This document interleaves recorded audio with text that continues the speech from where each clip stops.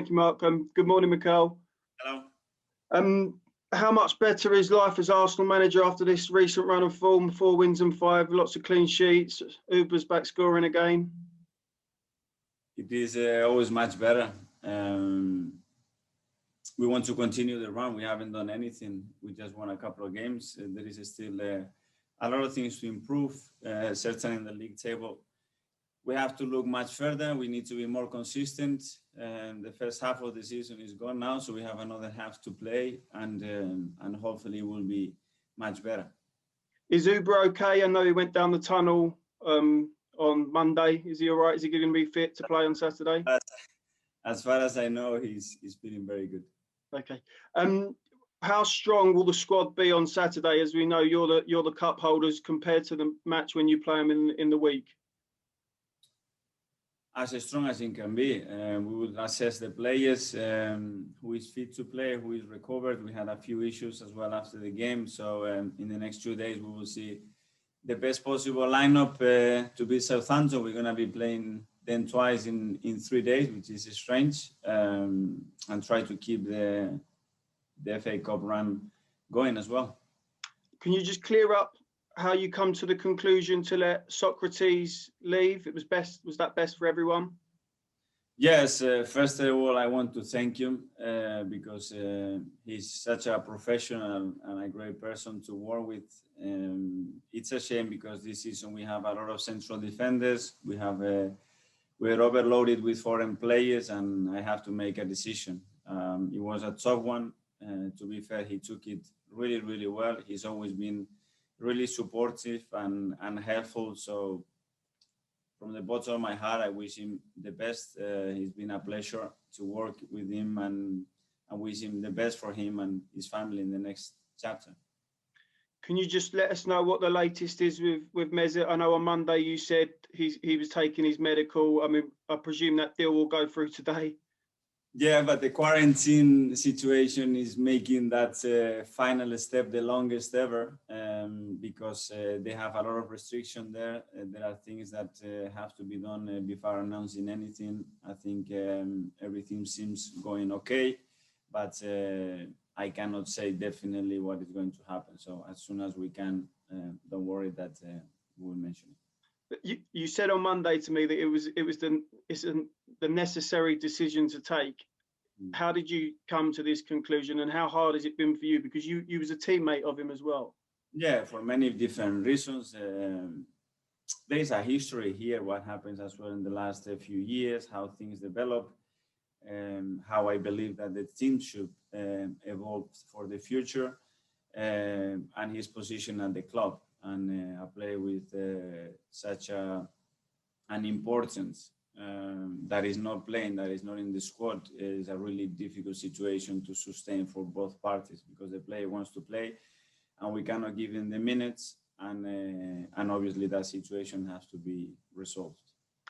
He's a very talented footballer, but it just doesn't fit in your team. Is that fair to say? He's a great footballer. He's a really talented footballer. He's a player that has done a lot for the football club. But at the moment, I want to take the team in a different direction. And if we would have more options, maybe he was part of some plans. He was part of some plans at the start, and he wasn't anymore at the end. Thank you. Good luck Saturday. Thank you. Thank you. Ian at TalkSport. Hi, Mikel. How are you? You've described Mesut there as being a great footballer, but you want to take the team in a different direction. I mean, which direction is that? Is that a trophy-winning direction, or a challenging for the title direction? Arsenal has to challenge for the trophy, and every game has to be won. That's the standards, the level, and the history related to us. So I want to do that in a way which our DNA shows, which is using as well a lot of talent, young talent as well, using players from our academy, and building something different. In the last few seasons, we have so many different issues not to achieve the things that we want. And in my opinion, there were things that have to be changed. And slowly, to build something, you have to start to change some pieces, and we are on that process. You are the holders, and I just wonder if you can tell me how much that cup win last year bought you the time you're enjoying now. Because the beginning of the season, you were under a little bit of pressure from outside. But do you think that cup win bought you the time you're enjoying now, and therefore the success you're having now? I don't know. Yeah, when I was losing football matches, I wasn't thinking about that cup. The football and the pressure that this football club brings is win today. What you did yesterday doesn't count no more. It's about tomorrow, about the next game, about the next goal, and I just focus on that. It was great. We won 2 trophies. We in a really nice way against big teams, beating big teams, which I think it gave them more importance. But now I'm focused on what is ahead of us. That is done. Okay, we enjoyed it. Let's enjoy more in the future. Now, as you know from chatting to me every week, I extensively do my research before talking to you, and I've found out that Southampton have never beaten you in the FA Cup. You've beaten Arsenal, beaten them in the semi-final before finals, and of course last time out you won 5-0 down at St Mary's when somebody called Theo Walcott scored a hat-trick 4 years ago. You'll be facing Theo this weekend. Do you think he's still the player he was? Well, I think he looks really strong this season. That's for sure. He's played a lot of minutes. He scored against us a very typical Theo Walcott goal when he played at the Emirates. And yeah, he was a teammate of mine, a great lad, and I'm happy that he's doing well because he's going through some difficult periods with some really bad injuries as well, and he deserves that. Did you always think you'd be a striker, like an out-and-out front man? He always wanted to be there. He likes to be very close to the goal, all the time threatening behind. I think he improved his finishing a lot in the last year, and his goal record improved as well a lot. Arsene used to do a lot of work with him when he was here, and he always defined him as a great timing with his movement and the arrival in the box, and it's true. And sometimes he played in there even when I was a player, and he did really well. Well, good luck this weekend, and I hope the FA Cup continues to buy you more time. Thank you. Gary at Sky. Hello, Mikel. Hello. Among the many things that you've said about the transfer window, I think at one point you said that the first half of it would be perhaps clearing a few away, which you've managed to do, and then maybe in the second half you could concentrate on if you needed to bring anybody in. Is that still the plan? We are on that process right now. So we've done the first part more or less, and we are focusing now in the second phase. Obviously, this market and the context makes it really difficult, but we are looking at options, and we will see what we can do. One player that the club have been linked with for quite some time is Martin Odegarde. Suggestions that you wouldn't be against bringing him in from Real Madrid on loan. What are your thoughts on him? Sorry, Gary, but I cannot comment about players that they play for different clubs. But a creative midfielder, attacking midfielder would be one of the types of players that you might be looking for if the opportunity arose. We are looking at the various positions because the movement that we made in this transfer window with some players leaving the club leaves is a little bit short in certain areas. So if we can, we will do it, and if we can't, we just keep going with what we have. A player that you have got already, Emil Smith-Rowe, talk of a new deal for him. Let's go step by step. Emil is done really well. He deserves his chance. He's taking it and grabbing it with both hands in a really convincing way. So let him be. Things will come naturally. You're going to be sick and tired of St Mary's, aren't you, by Wednesday next week? You thought about staying down there, maybe having a bit of a break on the south coast, even in these difficult times? Well, the difficult times have to make that impossible because the restriction we have with spending time together in hotels and all that. So I think we'll be in and out very quickly. Just a final thought. Less than a month ago, as you alluded to in one of your earlier answers, that you were under pressure. There was never a day went by when people weren't talking about whether or not you were going to get sacked by Arsenal. When you look at what's happening at Chelsea, does it make you smile that Frank's going through exactly the same now because of a downturn in results? No, with any of my colleagues are in difficulties, I don't smile. If anything, I would like to support them. I had a lot of support. I'm pretty new here, but I have a lot of support with a lot of managers in the league.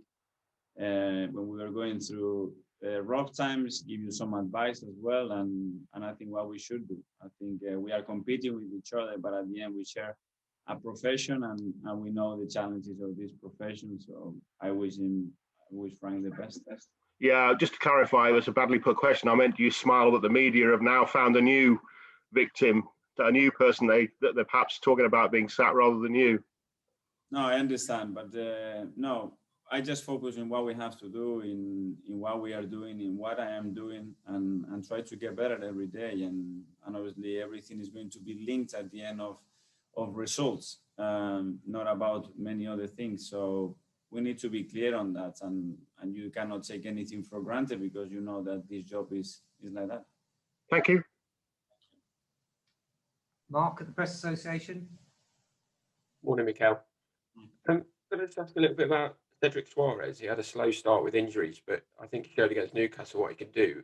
Is he now at his best, and can he challenge Bellerin for that right back slot on a permanent basis? Well, yes, he joined us. He had various injuries and some difficult times, as you mentioned, and it took him a little bit of time to adapt, to get completely free, and now the chances to play. The best thing with Cedric is the way he takes this profession, the way he trains, the way he prepares himself. So every time that we had to use him, he was always ready. He's always fit to compete, even not playing for many parts of the season. When he had to play 120 minutes, he was completely ready. And the other night, I think he had a really good game. When you have a player that's not in the team as much as you'd like, do you almost see more of his character from how he is in the training ground and how he is around the other players, even when he's not playing?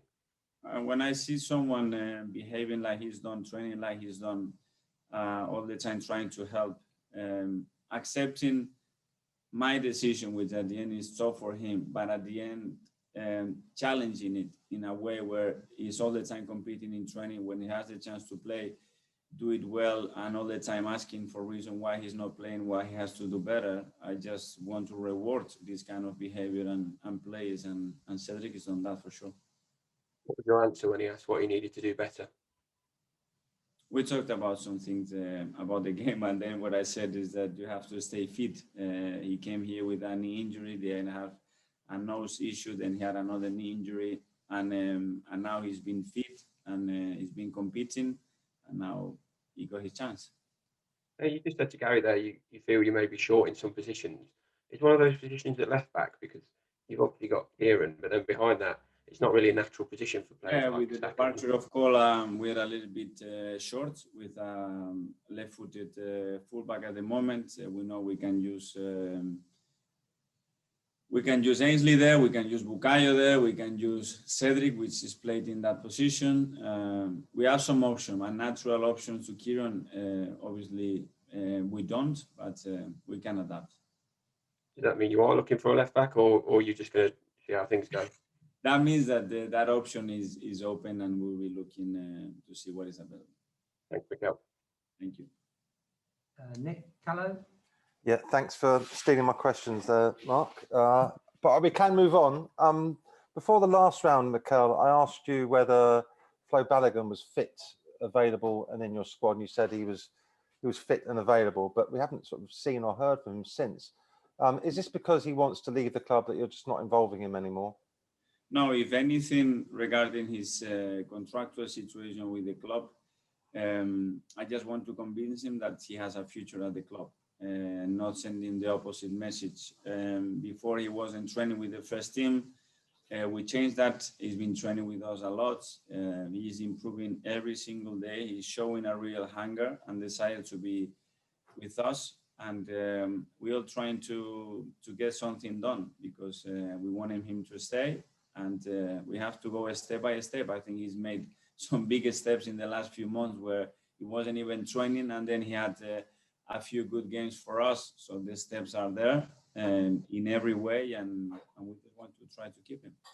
So why hasn't he been involved in any match day squads just not fit? Because the competition we have now in front positions, and because there are other players that they haven't had many minutes, and they played in the FA Cup, and it takes time, and we have to respect that pathway. Eddie as well is not playing a lot recently as well, and he's in front of him at the moment, and we have to be calm and respectful. So he hasn't told you he's agreed a deal to go to a foreign club at the end of the season? Excuse me, Nick? He hasn't agreed a deal to leave the club at the end of the season then? As far as I know, no. Okay. Just a quick question about the cup. Ever since Arsene Wenger said how difficult it was to finish top four, and top four was like a trophy, there's been a debate about the importance of finishing top four Champions League and the FA Cup. For you now as a manager, what is the most valuable prize for you? Top four FA Cup? I wouldn't like to choose. I would like both, Nick. We want to win every competition that we are involved. Obviously, the next step for us is to be competing in the Champions League again. And Arsene mentioned that, and it's just a few years ago, and I agree with that, because the competition was getting bigger and bigger. And in the last 3 years, that level has gone to another dimension. But this is the level that we need to achieve, and we need to get, and we need to be closer and closer to that each year. I get your point. You can't celebrate a top four like winning a cup, can you? No, you can't. But as well, you have to know your reality. And when you are 35 or 40 points behind the winner of the competition, to close that gap in 1 year, it's very unrealistic. Me personally, I haven't seen it done. Okay, thanks very much. Cheers, Mikel. James, ESPN. Morning, Mikel. Firstly, just a general question about the window. January tends to be quite quiet anyway, but do you think for all the clubs it's maybe the toughest to do business in, given COVID and all the uncertainties that are still around? Yes, because there are unprecedented moments, and I think we're all very cautious and conscious about what we want to do, and how we want to do it, how the market is going to evolve. So yeah, we need to be careful. We want to assess every decision really carefully, and then when we are clear about an opportunity, then we will try to do it. Do you think, given that, the fact that you've got Sokratis, Kolasinac and Ozil all off the wage bill, Saliba out on loan playing games, do you consider this a successful window now, even if you don't get anyone else in? Well, we could not carry on with 31 players in the squad. It's unmanageable. And as well, when you have to leave some of the foreign players out, it makes it even more difficult. So to do it for a few weeks is okay. If we do it for months and maintain the health, the ambition, and the chemistry around the place, it's really complicated. So one of the main objectives was to make some decision of how we're going to offset that, and we've done it. Given that, I mean, how much will it help you, do you think, keep building team unity and spirit now that you're going to work with a smaller group? You've got sort of fewer players to disappoint, if you like.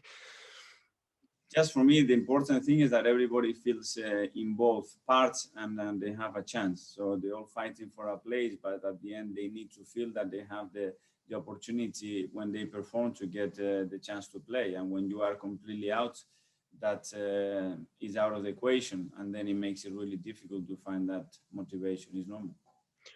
Just finally, a couple of months ago, you said you were trying to find out who was leaking information at the club. I just wondered if you were ever successful with that.